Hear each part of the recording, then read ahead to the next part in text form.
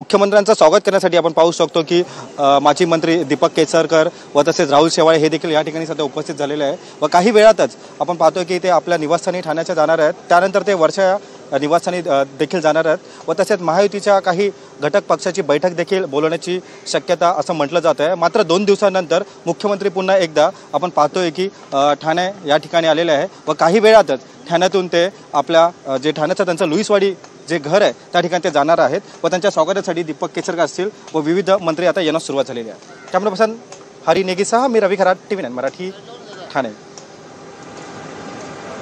झालेला आपण बघतो त्यांच्या स्वागतासाठी नेते मंडळी देखील उपस्थित आहेत। गाड्यांचा ताफा तयार ठेवण्यात आलेला आहे। इथून काहीच अंतरावर त्यांचं निवासस्थान आहे लुईसवाडी परिसरात। तिथे एकनाथ शिंदे जाणार आहेत आणि दृश्यावरून बघतो एकनाथ शिंदे त्यांच्या दरे या गावामधून जे निघाले ते आता ठाण्यात दाखल झालेत। त्यांच्यासोबत त्यांचे पुत्र श्रीकांत शिंदे खासदार हे देखील उपस्थित आहेत।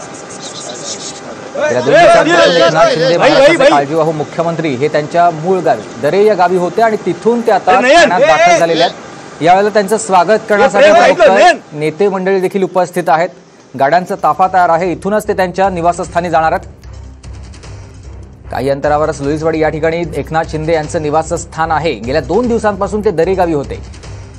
दिल्लीतल्या भेटीनंतर एकनाथ शिंदे हे मुंबईत आले आणि इथून ते दरे गावी गेलेले होते आणि तिथून आता ते आपल्या ठाण्यात आलेले आहेत। आपल्या निवासस्थानी इथून